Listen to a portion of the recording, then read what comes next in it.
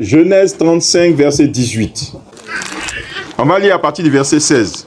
Il partit de Bethel et il y avait encore une certaine distance jusqu'à Ephrata. Lorsque Rachel accoucha, elle eut un accouchement pénible. Et pendant les douleurs de l'enfantement, la sage-femme lui dit: ne crains point, car tu as encore un fils. Et comme elle allait rendre l'âme, car elle était mourante, elle lui donna le nom de Ben-Oni. Mais le père l'appela Benjamin. Amen.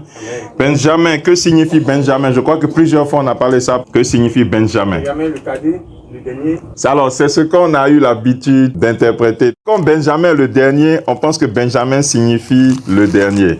Mais non. On dit, il est le Benjamin. Pour dire, c'est comme si on disait, il est le Nikès de sa famille. Voilà, il est le Nikès. Nikès est le premier-né.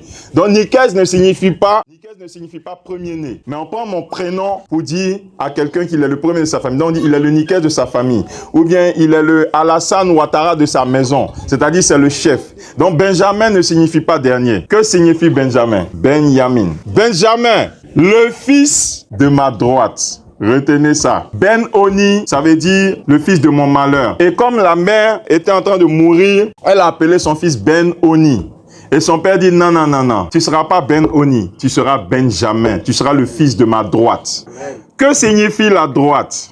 L'autorité, c'est bien. Que signifie encore la droite? La sécurité, merci. Et ça signifie la force. La main droite marque la puissance. Enfin, merci, tu peux t'asseoir. L'Écriture attribue d'ordinaire à la droite de Dieu les plus grands effets de sa toute-puissance. On prend Exode chapitre 15, verset 6, je vais lire. Ta droite, ô Éternel, a signalé sa force. Ta droite, ô Éternel, a écrasé l'ennemi. Quand tu prends Psaume 89, verset 13, ton bras est puissant, ta main forte, ta droite élevée. Tu prends Psaume 16, verset 8, j'ai constamment l'Éternel sous mes yeux. Quand il est à ma droite, je ne chancelle pas. Exode 15, verset 6, ta droite, ô Éternel, a signalé sa force. Ta droite, ô Éternel, a écrasé l'ennemi. Psaume 21, verset 8. Ta main trouvera tous tes ennemis. Ta droite trouvera ceux qui te haïssent. Psaume 118, versets 15 et 16. Des cris de triomphe et de salut s'élèvent dans les tentes des justes. La droite de l'Éternel manifeste sa puissance. La droite de l'Éternel est élevée. La droite de l'Éternel manifeste sa puissance. Bien-aimé, être assis à la droite de Dieu se met ordinairement pour avoir une égalité de gloire et de puissance. Voilà pourquoi quand Étienne dit « Je vois Jésus debout à la droite de Dieu », il est en train de dire aux Juifs que je vois Jésus en égalité de gloire et de puissance avec Dieu. Et c'est ça que les gens considèrent comme un blasphème. Ils crient parce qu'ils ne veulent plus entendre ce qu'il dit. Ils crient et ils ramassent des pierres pour le lapider, pour ne pas entendre ce qu'il dit jusqu'à ce qu'il meure. Pendant qu'il lance des pierres, il crie fort pour que sa voix ne domine pas, pour qu'on n'entende plus qu'il est en train de dire que Jésus est debout à la droite de Dieu. Ça s'est passé dans le livre de Actes. Benjamin signifie le fils de ma droite. La question que les gens se sont posées, quand Jacob dit Benjamin, le fils de ma droite, est-ce qu'il donne un titre d'honneur à son dernier? Ou bien est-ce qu'il dit que c'est un signe de vigueur? Je vais vous expliquer la question. Les gens se posent la question. Est-ce que Benjamin, le dernier, reçoit par son nom l'autorité sur ses frères? Première question. Deuxième question. Est-ce que Benjamin est désigné comme le troisième pied ou le porte-canne de Jacob? C'est-à-dire que quand Jacob regarde Benjamin, sa mère l'appelle fils de malheur. Il dit non, toi tu es le fils de ma droite. Est-ce que Jacob est en train de dire celui-là, il va régner sur ses frères? Ou bien est-ce que Jacob est en train de dire celui-là, il va m'aider pendant ma vieillesse? Pendant que je serai faible, c'est lui qui sera ma force. C'est lui que je vais envoyer. Voici la question que les gens se posent. Et moi, je pense que ce sont les deux.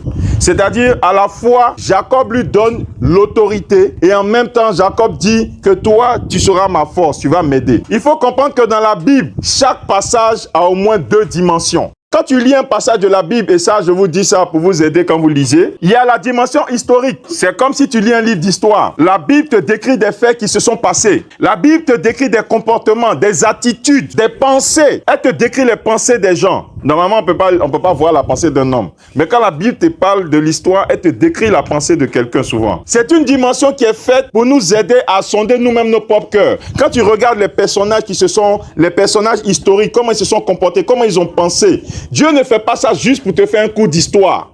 Mais il fait ça pour que tu analyses ton cœur par rapport aux personnages qui ont vécu avant toi. Comment ils se sont comportés? Comment ils ont pensé? Qu'est-ce que Dieu a pensé de leur pensée? Qu'est-ce que Dieu a pensé de leur comportement? Qu'est-ce que Dieu a pensé de ce qu'ils ont posé comme acte? Et quand tu regardes ça, toi, tu traites ton cœur maintenant. Tu dis, bon, moi-même là, comment je pense par rapport à Dieu? Comment j'agis par rapport à Dieu? Voilà à quoi sert la Bible dans sa dimension historique.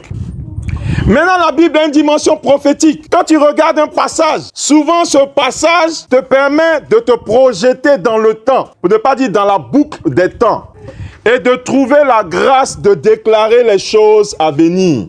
C'est ça la dimension prophétique de la Bible. Et je veux te dire une chose, même toi-même dans ta vie, chaque acte que tu poses a deux dimensions. Chaque pensée que tu as a deux dimensions. Et chaque acte qu'on pose vis-à-vis de toi a deux dimensions. Et je vous encourage à avoir l'œil pour voir et la vigilance pour vous positionner. Alors, on revient à Benjamin. Benjamin, est-ce que c'est un titre d'honneur ou un signe de vigueur? C'est les deux. Jacob parlait de trois choses quand il donnait le nom de Benjamin. La première chose, l'utilité que Benjamin aura lorsqu'il sera vieux. Comment c'est lui qui va envoyer? Comment c'est lui qui va venir gratter son dos? Comment c'est lui qui va faire ci, qui va faire ça? Comment c'est lui qui va venir, même j'allais dire, rapporter ce que ses frères faisaient? Joseph le faisait aussi. Jacob parlait de comment Benjamin serait utile dans sa vieillesse, premièrement. Deuxièmement, Jacob parlait de la force de Benjamin dans la tribu d'Israël. Comment la tribu de Benjamin serait forte dans la tribu d'Israël? Et on va voir les exemples. Et la troisième chose, Jacob parlait de l'autorité qui reposera sur les épaules de Benjamin. Maintenant, je vais expliquer et illustrer. Benjamin sera la force de Jacob pour établir et pour accomplir les tâches de Jacob dans sa vieillesse. Ça, c'est la première chose. Benjamin, ensuite, quand vous lisez l'histoire d'Israël, à partir de Nombre et tout ça, Benjamin sera une tribu réputée pour son habileté. La Bible dit que les gens de Benjamin, les Benjaminites, les soldats Benjamin maniaient la main droite avec la même excellence que la main gauche. C'est écrit dans la Bible. C'était quelque chose de particulier. Aussi, le premier roi d'Israël sera un quoi? Saül. Il sera quoi? Un Benjamite ou bien un Benjaminite.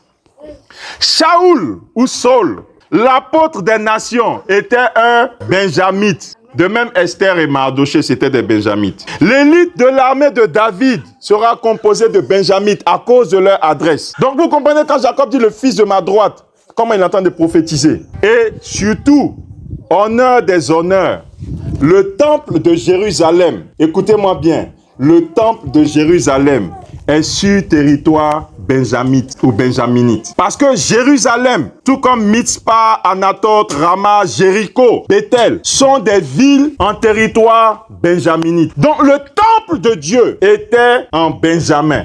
Oui, quand on parle des hommes de Dieu, faites attention à eux. Jacob était un homme de Dieu, un prophète dangereux. J'ai lu un passage, Deutéronome 33, verset 12. Sur Benjamin, il dit, c'est le bien-aimé de l'Éternel. Il habitera en sécurité auprès de lui. L'Éternel le couvrira toujours et résidera entre ses épaules.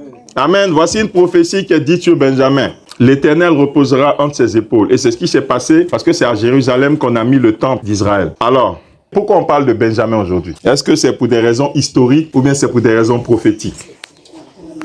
Je veux que tu suives. C'est maintenant que le message commence. Je veux que tu suives. Ce que tu peux attraper, ce sera pour toi. Bien-aimé, est-ce que vous savez que l'homme était le Benjamin de l'Éternel? L'homme, Adam et sa descendance. C'est-à-dire la dernière des créatures, celle aussi qui a reçu l'autorité. Parce que rappelez-vous, quand vous lisez Genèse, Dieu a tout créé. Tous les animaux, la terre, les arbres. Et qu'est-ce qu'il a créé en dernier? L'homme. L'homme était, je dis pas est, je parle au passé, parce que ce n'est plus le cas. L'homme était le Benjamin de l'Éternel. Dieu a mis tout son amour dans l'homme. Et c'est l'homme qui devait diriger au nom de l'Éternel. C'est à l'homme que Dieu allait dire, va faire ci, va faire ça. Fais comme ça, fais ça pour moi, sur la terre. Mais Benjamin, l'homme, s'est rébellé et a préféré suivre les traces de Ruben. Je suis en train de parler dans la prophétie. Qui est Ruben? Ruben, c'est l'aîné de Jacob. Benjamin est le dernier. Ruben est l'opposé, c'est-à-dire le premier. Ruben est l'aîné de Jacob. Et la Bible dit, Ruben est monté sur la couche de son père Jacob. La Bible dit en Genèse 49, versets 3 à 4, lorsque Jacob était en train de bénir ses enfants, il dit, Ruben, toi mon premier-né, ma force et les prémices de ma vigueur, supérieur en dignité et supérieur en puissance, impétueux comme les eaux, tu n'auras pas la prééminence, car tu es monté sur la couche de ton père, tu as souillé ma couche en y montant. Et Genèse 35, verset 22 explique que pendant qu'Israël habitait cette contrée, Ruben alla coucher avec Bila, concubine de son père, et Israël l'a pris. Les fils de Jacob étaient au nombre de 12. Bien-aimé, quand tu regardes la vie de Ruben, ça te fait penser à qui? Celui qui est monté sur la couche de son père. Moi, ça me fait penser à Lucifer. Lucifer dit, me voici environné de gloire. Et maintenant, je vais élever mon trône au-dessus du trône de l'Éternel. Voici ce qui a causé sa chute. Parce que quand il a fait son projet, il y a un tiers des anges qui l'ont accompagné pour dire, allons faire coup d'état. Donc, Dieu crée l'homme, son Benjamin. Mais l'homme, à travers Adam et Ève, décide d'être Ruben. C'est-à-dire que Satan lui dit, si tu manges de ce fruit, tes yeux vont s'ouvrir et tu seras comme Dieu. Et l'homme dit, à travers Ève, ce fruit, on dirait c'est bon, hein. Et elle a mangé en espérant que ses yeux s'ouvrent pour être comme Dieu. Rivalité, rébellion. Et Adam l'a suivi dedans. Alors aujourd'hui, avec le péché d'Adam, l'homme a perdu sa place de Benjamin. L'homme a pris la place de Ruben. Aujourd'hui, qui sont les Benjamins de l'Éternel? Parce que l'Éternel se réserve toujours un Benjamin. Qui sont les Benjamins de l'Éternel? C'est nous qui sommes en Christ. La Bible dit, nous qui sommes en Christ, nous sommes une nouvelle création. Donc la dernière création que Dieu a faite après l'homme, c'est l'homme christique, l'homme en Christ. Nous sommes la dernière création. 2 Corinthiens 5, verset 17. Nous sommes les derniers fils de l'Éternel. Nous sommes ces Benjamins. Est-ce que tu comprends cette dimension? Que tu es le Benjamin de l'Éternel, en Christ. Pas en tant qu'homme. Parce que l'homme a pris la position de Ruben. Mais en Christ, tu es le Benjamin de l'Éternel. Tu es le Benjamin de l'Éternel, c'est-à-dire l'Éternel compte sur toi pour t'envoyer. L'Éternel est dans les cieux et sur la terre, il a refusé de prendre l'autorité. Sur la terre, l'Éternel est comme un vieillard. Il n'a pas la force de faire les choses de lui-même. Et il compte sur un homme pour aller faire sa commission. Il compte sur une femme pour aller faire sa commission. Question, est-ce que tu as un cœur de Benjamin? Est-ce que nous avons ce cœur-là? Seigneur, qu'est-ce que tu veux que je fasse pour toi? Comme disait un homme de Dieu, Seigneur, envoie-moi. Je suis né pour ça. Envoie-moi. Vous savez, on a souvent vu l'Éternel comme notre droite. L'Éternel est ma droite. Mais l'Éternel dit de toi aussi et de moi, Nikès est ma droite. Nikès est le fils de ma droite. Nikès est ma force. Nikès est mon autorité. Nikès est mon Benjamin. Est-ce que l'Éternel peut dire ça de nous ce matin? L'Église est le Benjamin du Seigneur. 1 Pierre 3, verset 22. La Bible dit Christ est à la droite de Dieu. C'est pas ce que la Bible dit. 1 Pierre 3, verset 22. Vous pouvez regarder. Qui est à la droite de Dieu, depuis qu'il est allé au ciel, et que les anges, les autorités et les puissances lui ont été soumis. Amen. C'est qui est à la droite? Christ. Christ est à la droite de Dieu. Maintenant, toi et moi, on est où? Si on est en Christ, on est en Christ, donc on est à la... Est-ce que ce n'est pas Benjamin qui est là? Bien-aimé, l'Église est le Benjamin de l'Éternel. L'Église est le Benjamin de Christ même. Parce que la Bible dit, Matthieu 28, verset 18 à 20, Jésus dit, tout pouvoir m'a été donné sur la terre comme au ciel. Allez et faites de toutes les nations mes disciples. Jésus nous a envoyés comme on envoie Benjamin. L'Église est le Benjamin de l'Éternel. Vous avez vu le passage qui dit que l'Éternel reposera entre les épaules de Benjamin. Je vous ai dit que Jérusalem, c'est un territoire benjaminite. Mais aujourd'hui, où est le temple de Dieu? Qui est le temple de Dieu? C'est nous, l'Église. Est-ce que ce n'est pas Benjamin qui est là? Est-ce que ce n'est pas Jérusalem que nous sommes? Jérusalem est en nous, l'Église de Jésus. Amen. Maintenant, je veux qu'on imagine un peu, hein? Imaginons un peu. Rêvez, pensez avec moi, imaginez avec moi. Moi, j'ai l'imagination fertile. Hein. Voilà pourquoi peut-être je travaille dans la publicité, j'écris des films et tout. Alors, imaginons ensemble. Imaginons Jacob dans sa vieillesse. Maintenant, il en a, 11. Parce qu'il y a un qui est perdu. En tout cas, c'est ce qu'il croyait. Un que les lions ont mangé, soi-disant. Les autres fils sont grands et vieux. Ils ne font rien avec leur papa. Ils sont jaloux même. Il y en a qui sont jaloux. Il y a d'autres qui sont aigris. Il y a d'autres qui sont rebelles. Et je peux dire ça à l'aise. Parce que quel fils peut tuer son frère ou le vendre comme esclave et puis aller raconter à son papa que les lions l'ont mangé? Oser tuer le préféré de papa ou bien le vendre comme esclave et puis venir raconter des choses à papa. Ça dépassait effronterie.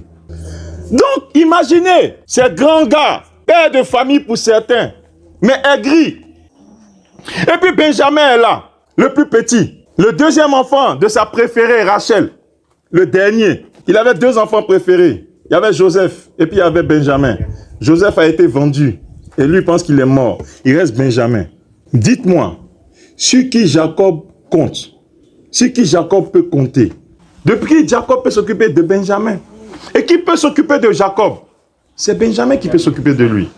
Est-ce que nous pouvons nous voir comme des Benjamins ou est-ce que nous préférons nous voir comme des Ruben?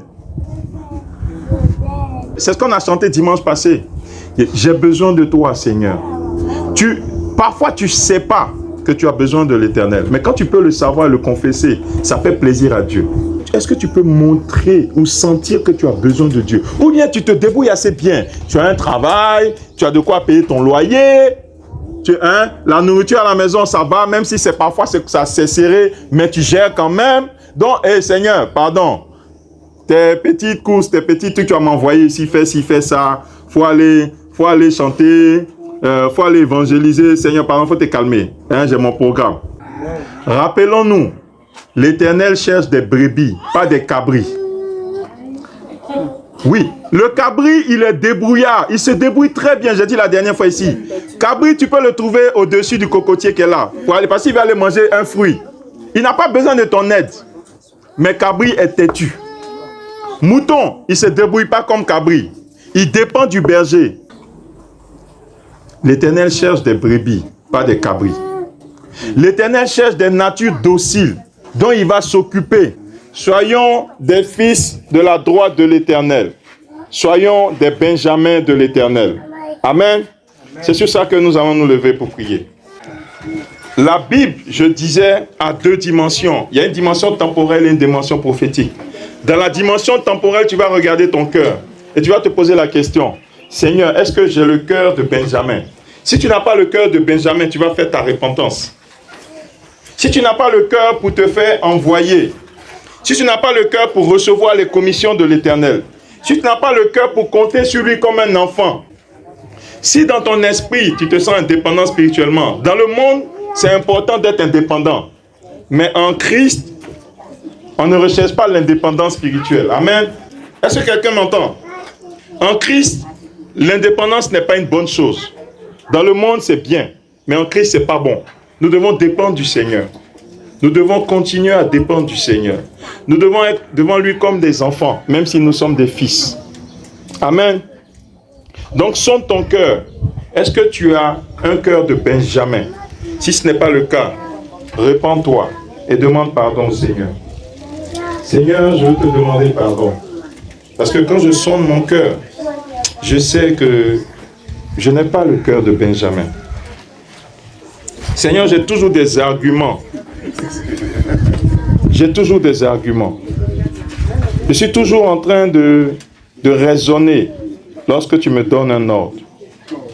Lorsque tu me donnes une commission, je suis toujours en train de raisonner. Seigneur, je te demande pardon. Je veux disposer mon cœur pour que tu m'envoies comme un enfant. Seigneur, tu as circoncis mon cœur déjà. Mais je prie, Seigneur, que cette circoncision se manifeste dans mes pensées et mes décisions de chaque jour. Que je marche selon toi. Je ne t'entends pas, je ne sais pas si tu es en train de prier. Que je marche selon toi, Seigneur. Que j'entende ta voix et que je t'obéisse. Seigneur, tu m'as donné l'intelligence, mais ce n'est pas pour te raisonner. Tu m'as donné l'intelligence, mais ce n'est pas pour discuter avec toi. La seule occasion où tu me donnes de discuter, c'est lorsque j'intercède pour les gens. Mais lorsque tu m'envoies, Seigneur, je n'ai pas à discuter, je dois partir. Je prie, Seigneur, que tu ôtes de moi ce cœur rebelle, ce cœur de Jonas. Que tu ôtes de moi ce cœur de Jonas, celui qui refuse de partir. Seigneur, donne-moi le cœur pour partir, au moment où tu as dit que je dois partir. Et non pas lorsque je sens que j'ai envie de partir maintenant. Oh Seigneur, voici mon cœur devant toi. Je le répands devant toi. Et je confesse publiquement, Seigneur, que oui, j'ai manifesté le cœur de Jonas. Mais maintenant, je veux manifester le cœur de Benjamin. Je veux manifester, Seigneur, la docilité d'Isaac. Celui qui avait plus de 32 ans et qui a accepté d'être sacrifié par son père sans discuter. Seigneur, donne-moi ce cœur de sacrifice. Donne-moi ce cœur de brebis, Seigneur. Donne-moi ce cœur de brebis, Seigneur. Donne-moi ce cœur de brebis, Seigneur. Donne-moi ce cœur d'obéissance. Donne-moi ce cœur de brebis, Seigneur. Je te le demande au nom de Jésus. Et je prie, Seigneur, pour tes enfants ici présents. Seigneur, pour chaque personne. Seigneur, donne-nous à tous ici de manifester ce cœur de brebis, ce cœur d'obéissance, ce cœur d'Isaac, ce cœur de sacrifice.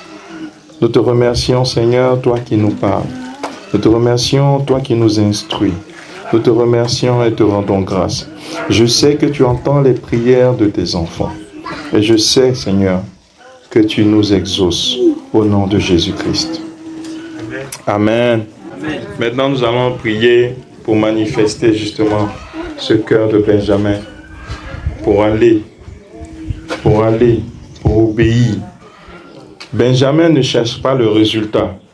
Benjamin ne cherche pas la garantie du résultat. Lorsque le Seigneur dit « fais », il ne dit pas « Seigneur, assure-moi que ça va réussir d'abord ». Il va, il fait. Peu importe ce que ça peut donner. Nous allons prier pour ce cœur-là. Seigneur, nous prions. Donne-nous ce cœur de Benjamin. Donne-nous ce cœur pour obéir. Ce cœur qui ne cherche pas le résultat, mais ce cœur qui cherche ta volonté, Seigneur. Ce cœur qui cherche ta volonté et non les résultats. Seigneur, les résultats sont entre tes mains. Mais donne-nous de marcher selon ta volonté. Au nom de Jésus-Christ. Amen. Pour le nouvel an qui vient, je prie au nom de Jésus que tu n'aies pas à lutter. Je prie que tu n'aies pas à lutter. Mais je prie que tu places l'Éternel devant toi. L'Éternel est ton berger. L'Éternel est au-devant de toi. L'Éternel combattra pour toi. Tu n'auras à t'inquiéter de rien. Tu n'auras pas à t'inquiéter du pâturage. Tu n'auras pas à t'inquiéter de la nourriture. Tu n'auras pas à t'inquiéter de l'abri. Mais tu vas manifester un cœur d'enfant. Et l'Éternel, ton Dieu, pourvoira à tous tes besoins. L'Éternel combattra pour toi. L'Éternel chassera tes ennemis au-devant de toi. L'Éternel chassera ceux qui marchent derrière toi. Ceux qui viennent contre toi par un chemin seront dispersés dans 7 chemins au nom de Jésus. Même s'ils viennent à 1000, ils seront dispersés comme la poudre devant le vent au nom de Jésus. Personne ne te résistera. Nul ne te résistera au nom de Jésus. Je déclare les chemins aplanis au-devant de toi.